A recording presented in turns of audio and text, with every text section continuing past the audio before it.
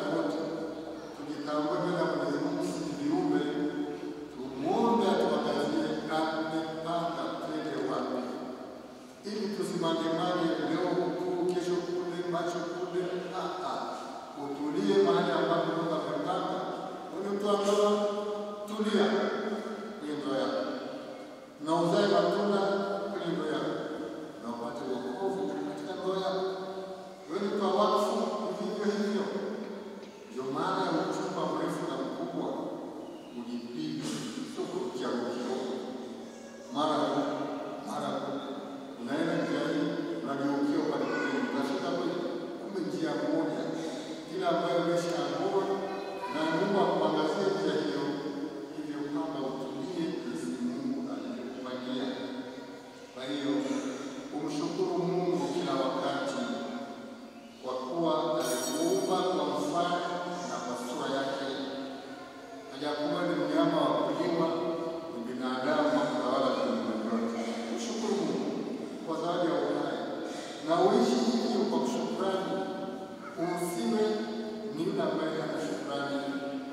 kuongezea maisha yako kama ya mtu mwingine.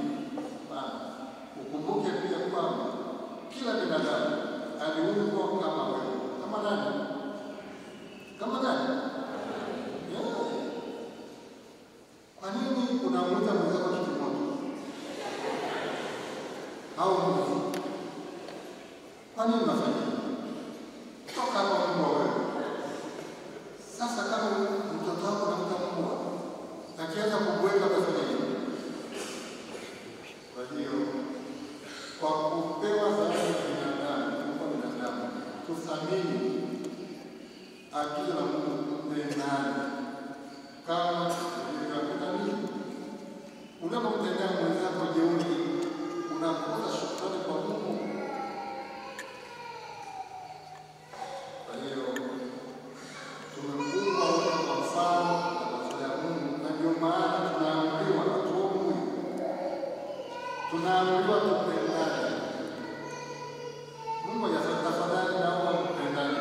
Amri ya pendaneni kama nilivyopenda ninyi, kwa kujitoa nafsi kwa ajili yenu, nani jifunze kupendana kwa njia hiyo, kutendeana mema, kufikiriana mema, kutakiana mema, acheni dhuluma na kutesana kati yenu.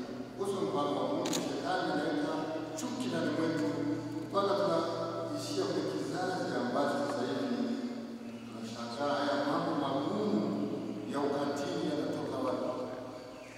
Nani? Kwa kuwa tumependwa na Mungu kwanza. Haya tumbo tukae tunazagazagaa basi, hatuna mahali, hatuna makao, hatuna malengo. Mungu hajaufanya. Kuna malengo, na malengo hayo ndio miito yetu. Miito mbalimbali. Tunahitaji wazazi ambao wanajitambua na kushika nafasi yao kwa usahihi. Tunahitaji vijana ambao wanajitambua, wanasimamia zawadi ya uhai na wito, wanajitunza, wanamasikia kusikia sauti ya Mungu na kutofautisha sauti ya Mungu na mienendo yao. Tunahitaji watoto ambao wanajua ni hazina, waishi utoto mtakatifu, wathamini uhai, rafiki, na kujiepusha na maovu yote ambayo yanaweza kufika mbele ya maisha yao. Wachague neno daima. Ndio kazi ya malezi kwa wazazi. Na hiyo hakuna aliumbwa kwa bahati mbaya. Amejikuta ni mtoto wa mtaani. Mtoto wa mtaani, mtaa unachukua mimba wakati gani? Mtoto wa mtaani, mimba inachukua nini? Yuko mtaani. Hapo ya kweli. Tutawale maisha, tutunze zawadi ambazo tumepewa na Mwenyezi Mungu. Hakuna ambaye aliumbwa bila malengo ya kimungu. Kwa hiyo kumshukuru sana Mungu kwa zawadi hizo mbili za uhai na kwa wito wako. Umuombe Mungu akuangazie utakwenda wito wako, na umuombe pia ukarimu kwa kuitika hiyo sauti ya Mungu. Na vile Biblia somo la kwanza anasimulia wito wake, na katika simulizi hilo anatufundisha kwamba mwanzo wa wito kama ulivyo uhai ni Mungu mwenyewe. Wito unaanza kwa Mungu ndiye anayeita, ndio maana ni wito unaitwa. Mungu aliyetuumba kwa malengo yake kutujulisha, anakujulisha taratibu, hatua kwa hatua, mpango wake, ili uweze kushika nafasi yako katika mpango huo. Yaani mpango wa Mungu. Na mpango wa Mungu kwa maandiko ya Paulo mtume barua kwa Efeso sura ya 1 aya ya 10 anatuambia ni kukusanya. Wito wa Mungu ni kukusanya. Mungu anakusanya watu wake. Dhambi inatawanya watu. Kama na mnahamu, walipotenda dhambi ya uasi, mambo yakabadilika ni kukimbia Mungu. Wakati wote unapokimbia kuungana wazazi wako, unakimbia kanisa lako, unakimbia Mungu wako, ni dhambi. Imeshaingia mahali mabaya. Baada ya kukimbilia Mungu na kukupatia unakimbilia mbali kwa nyama kama kitabu binafsi wako. Kumbe dhambi ndio inakufanya kupoteza dira. Basi tumsikilize Mungu. Mungu ndiye anayeita, na tukisikia sauti yake tutaitika. Tusikia tamangamanga mara moja. Sikilize Mungu katika sala na kutofautisha sauti ya Mungu na sauti nyingine ya viumbe na ubinafsi wetu. Tutofautishe Mungu anataka nini katika maisha yako. Yeremia aliambiwa, kabla sijakuumba katika tumbo nalikujua. Najua maana yake nini? Chukua mfano ya kinyago. Au kinyago cha kufinyana kile. Unafikiri umbo la kinyago liko wapi? Kwenye kinyago ama kwenye akili ya mfinyanzi? Kwenye akili ya mfinyanzi ndiye anayekuwa na wazo hilo, anafinyana kile kinyago kifanane, kiendane, kichukue sura iliyo kichwani mwake. Sio kinyago. Kwa hiyo Mungu amekuumba baada ya kupanga uwe. Mungu hakupendi kwa kweli mzuri hata siku moja. Ni upendo wa Mungu unafanya kwa mzuri. Ukienda watu unatufanya kuwa mzuri. Mwalimu wake unatolea ule ukamilifu. Mwalimu wa Mungu, mtu wa Mungu hauna dosari. Sasa Yeremia anaambiwa, kabla sijakuumba katika tumbo nalikujua. Ndio nikakuumba jinsi ulivyo. Na kabla hujaweka tumboni, ukiona unaendelea ukiambaza mwezi wa kwanza mpaka mwezi 9, nalikutakasa. Wewe sio mchafu mpaka ujichafue mwenyewe. Wewe sio mchafu mpaka ufanye nini? Ujichafue mwenyewe kwa dhambi. Nalikutakasa. Nimekuweka kuwa nabii wa Kristo. Wewe nabii tangu kwa mchana unaiona nabii. Utakapofikia makamu ya manabii na manabii. Ukikataa mpango wa Mungu tangu mwanzo, utavuruga mpango huo. Ukianza madawa ya kulevya, mambo ya uhuni, uasherati, unaharibu mpango wa Mungu. Kuja kuumba kwa leo haya. Malengo ya Mungu ni kamili. Malengo ya Mungu ni kamili, hujakosea. Utakapofuata ya kwake hujakosea. Ukifuata ya kwako utaanguka.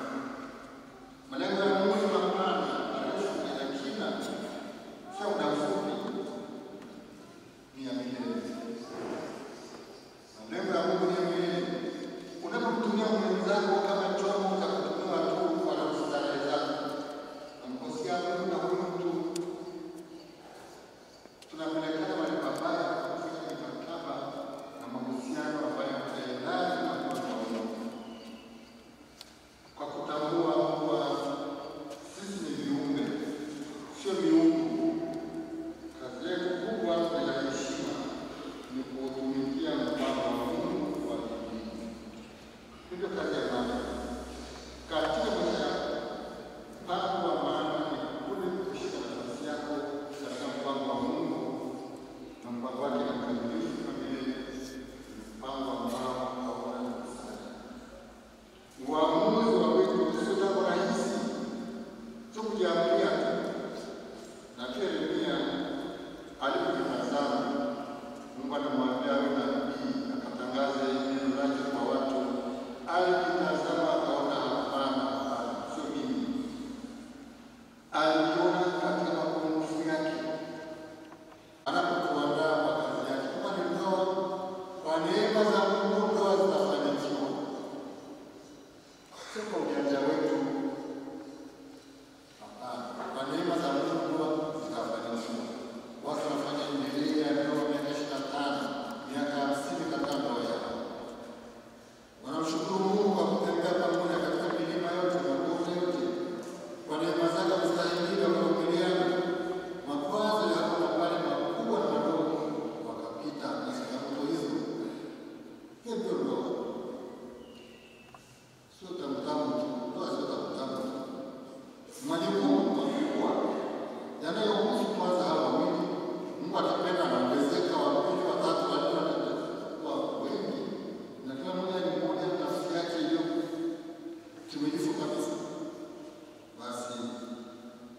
Kila wito udai mtu atoke kwenye ubinafsi na woga.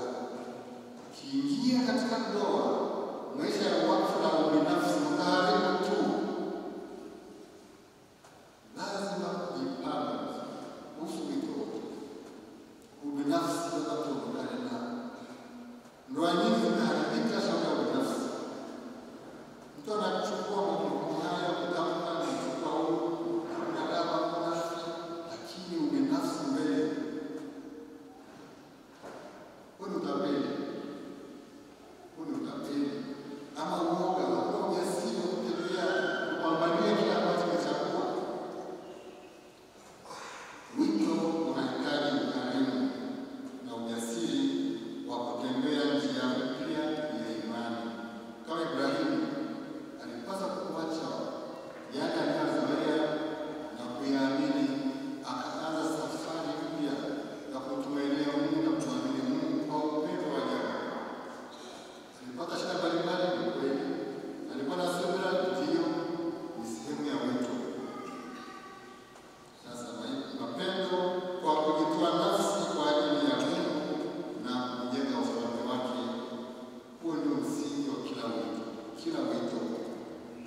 Ndio maana Mungu alimwahidi Yeremia kuwa pamoja naye ili amlinde. Kuwa pamoja naye, nitakuwa pamoja nawe, nitakulinda. Ndivyo ilivyo kila wito. Kila wito, sawa na kila wito. Uwepo wa Mungu na ulinzi wa Mungu, kama hatusali, hatupokee sakramenti, hatujali kwa Mungu, tunatafuta waganga watuunganishe, itakuwaje?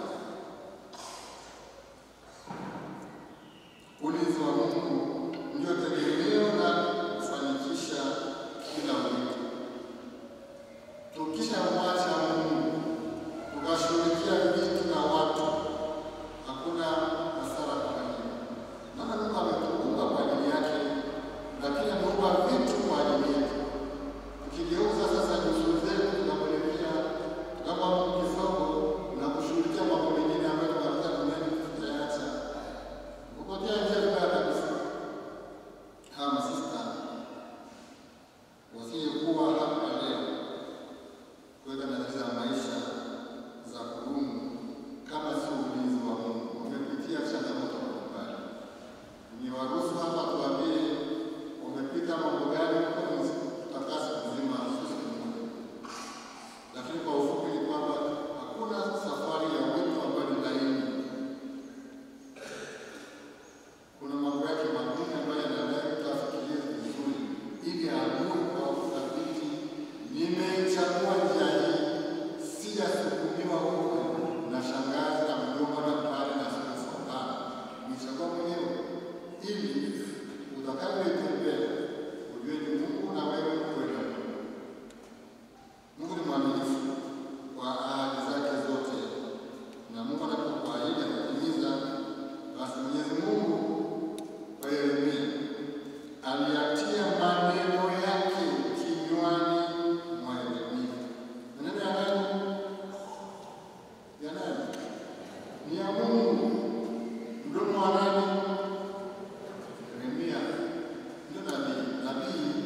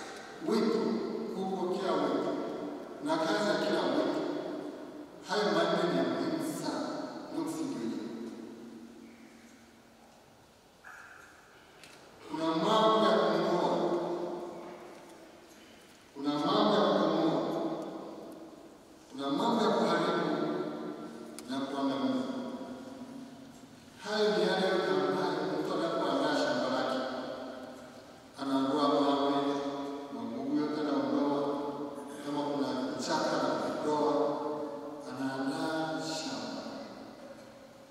Anaandaa shamba na vichuguu labda ambavyo havifai anaondoa.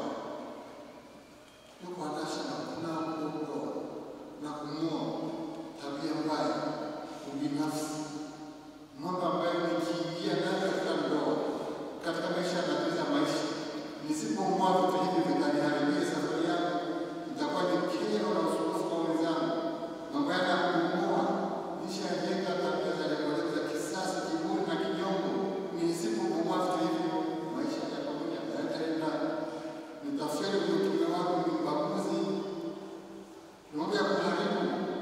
Nilikuwa naifadhi moja kwanza, lakini lazima nichome vitu hivyo viishie mbali na kuangamiza kabisa, nisiaone maishani mwangu. Labda na ushirikina na hofu na mdhania fulani ambaye hana msingi. Hayo ni sitaondoa.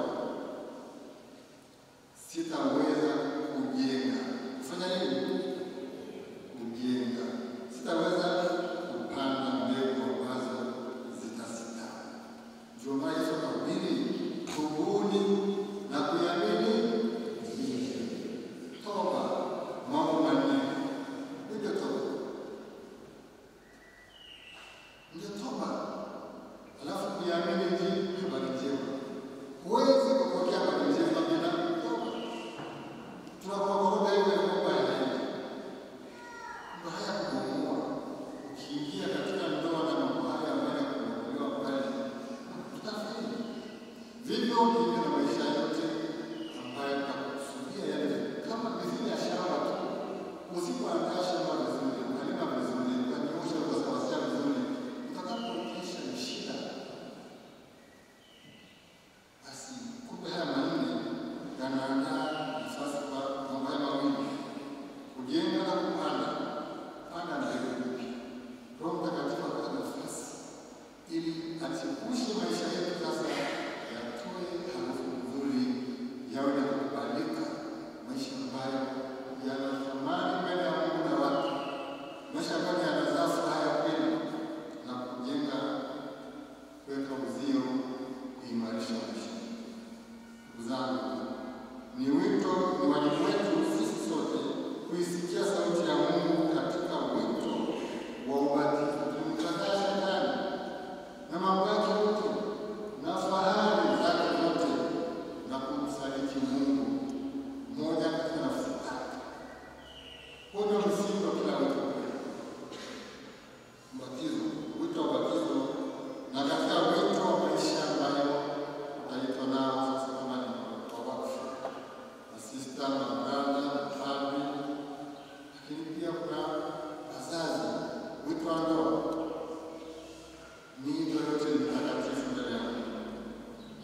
Kuitii na kuifanyia kazi sauti ya Mungu, kuendana na mpango na nia ya Mungu. Mungu anatuma watoto wake sio karibu waelekeze kwake, wajibike nao vizuri. Ndivyo Mungu atendavyo ndani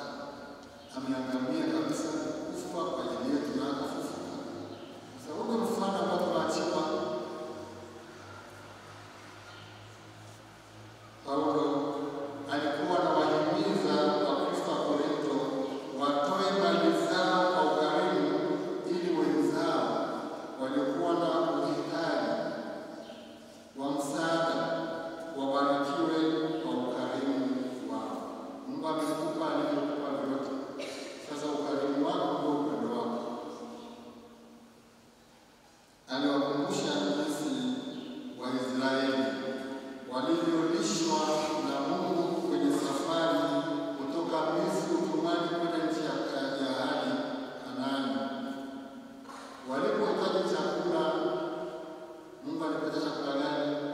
Kilitoa nini chakula? Mana. Chakula ambacho kinafanya kazi moja tu, kujikusanya basi. Kujikusanya na kula. Asubuhi. Kazi kujikusanya basi. Lakini waliambiwa kusanyeni kinachotosha basi.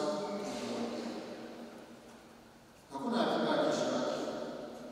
Akiba ni Mungu mwenyewe. Wale ambao walifanya vitu vingi, kesho yake ilikuwa imeshaoza na nuka kufai, na wanakusanya kidogo sana kikatosha. Sasa Paulo anawaambia, na sisi anawaambia, kile kidogo ulichonacho utakapokishirikisha wengine, Mungu anakibariki kitatosha. Wakati ameweka akiba nyingi tu, alafu wengine ni wachoyo kiasi kwamba hata mwenye anakufa kutoka kwa shako, wanashamani yako, wengine wanatesa familia zao kwa uchoyo. Alafu watoto wanapata shida kwelikweli. Anapokufa wanastawi. Kwamba alikuwa ameweka hazina hapa, na tunakaa kwa shida, hatuna chakula cha kutosha hapa nyumbani. Sikinafaa amekufa, walau hii baraka sasa itatusaidia sisi. Isiwe hivyo. Mwambia aliyekusanya vingi hakuzidi, hakutajirika. Wala yeye aliyekusanya vichache hakupungukiwa. Anawaambia Wakristo na sisi pia kwamba ni wakati tujifunze kwamba kwa ukarimu wetu Mungu atatenda kazi ile aliyofanya kulisha wenye shida, na wote wakatushika wakawa salama.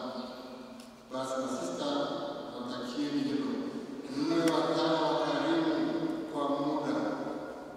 Sasa utajiri ulionao unafitunga. Magofu magari, unapotenga gari. Tuka mfadhila kula mtu. Nadhiri ya ufukara unayoweka. Nadhiri ya usafi moyo. Nadhiri ya utii unayoweka. Inakuambia nini? Ni makusudi ya lazima ya kujifunga na Mungu au utajiri wako, nawe ujitoe pia kikamilifu kwa muda wako. Uwe mkarimu kwa muda ulionao, kwa vipaji vyako, na ufanye utume kwa moyo wako wote, ukifuata mfano wa mume wako ndiye Kristo mwenyewe. Ndio nguvu yako. Unachofanya kinaongozwa na kupenda kwa Mungu na kanisa lake. Usipomwoa hata kuolewa, utashinda kujenga na kupanda yanayotakiwa yawe. Basi katika hali hiyo, nabii Yeremia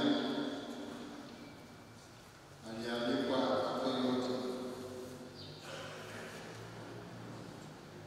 Sasa tunatambua kwamba Mungu anataka tuchague na tuimarike kwa uchaguzi wetu, kwani nia ya ubatizo ni kupata yale ambayo Mungu atatuangazia ya uzima wa milele. Aliyemwendea Yesu akiuliza atende jambo gani jema ili apate uzima wa milele, ni nani huyo? Aliyemwendea Yesu akiuliza atende jambo gani jema ili apate uzima wa milele, ni nani huyo? Ni mimi na wewe. Tumuulize Yesu. Kwa sababu gani? Nani asiyetamani kupata uzima wa milele? Anyoshe mkono. Nani asiyetamani kupata uzima wa milele? Nitamani kila mmoja. Mungu kweli. Msifu Yesu Kristo. Kama ni kweli kwamba tunatamani sote kupata uzima wa milele, hili swali la kwetu, nifanye nini ili na uhakika wa kupata uzima wa milele? Nifanye nini? Na ya kufanya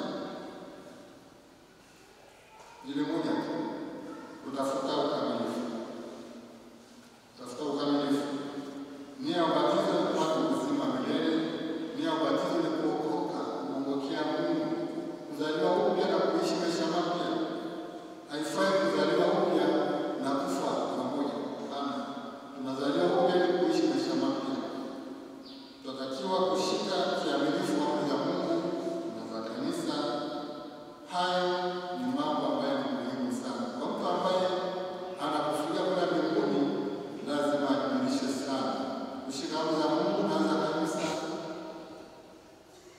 endapo unapanga kwenda wapi, kama una Mungu, basi unachagua kushika amri lazima. Njia ya kwenda Moshi ni wapi? Ukiachia mwenzako anapita kwenda huko, tafuta Moshi ni kumbe kwa kujua njia, kushika amri za Mungu na za kanisa, kuzingatia malezi. Lakini zaidi ya hayo, tunaambiwa leo ni Injili kuuza yote na kuweka hazina mbinguni. Umeweka hazina yako wapi? Kama ni mbinguni, basi moyo wako utakuwa kwenye vilevile huko. Weka hazina yako kwenye ng'ombe, kwenye mashamba na magari, ni huko kwenye hazina yako. Kama tunaambia tuweke hazina mbinguni. Ndio njia ya ujasiri. Ndio njia ya ujasiri wanayochukua wanayopeleka yako. Masista wamechagua njia ya ujasiri. Tunapongeza masista kwa kuchukua hiyo hatua kubwa. Tunatakia heri na baraka tele, ili hiyo njia ya ujasiri muiendelee kwa ujasiri kweli, kwa uaminifu na kwa furaha. Tunawaombea neema za kudumu katika malezi zenu kwa Mungu na kanisa lake. Watu wanakuwa kwa habari wasikilizeni, wanasikia mnatamka maneno gani katika najilizo kwa Mungu. Baada ya kujipima kwa miaka 6 na kuonyesha ukomavu wakati nadhiri za muda, leo naweka nadhiri za daima, ili muendelee kumjua na kumpenda Kristo zaidi, sio kwa mazoea, bali kwa ukomavu zaidi. Muoneshe ukomavu zaidi. Utakapojua ni Mungu sasa, kwa kuwa umekuwa za daima, sasa unategemea kwamba yule aonyesha ataimarika zaidi. Nimechagua njia ya Yesu. Ni njia waliopitia Mama Bikira Maria na watakatifu wote, kwa sala, sakramenti, unyenyekevu, kwa uaminifu, kwa usafi moyo, kwa ufukara na utii, jinsi mlivyoelezwa katika katiba yenu na malezi mliopewa. Neno la Mungu liongoze upendo wenu kwa Mungu na kwa jirani, ili muweze kuwahudumia watu wote kwa wema, jinsi atakavyo Mungu. Upendo wa Mtakatifu ukawe na upendo uonekane katika maisha yenu, na uwanyanyue watu wote mtakao watumikia. Kumbuka ahadi ya Mungu kwa Yeremia, alimwambia, usiogope, kwa maana mimi niko pamoja nawe nikuokoe. Na Yesu akatuambia, niko pamoja nanyi mpaka mwisho wa nyakati, niko nasi. Ni mwaminifu. Mungu ni mwaminifu, nawe uwe mwaminifu kwake katika roho ya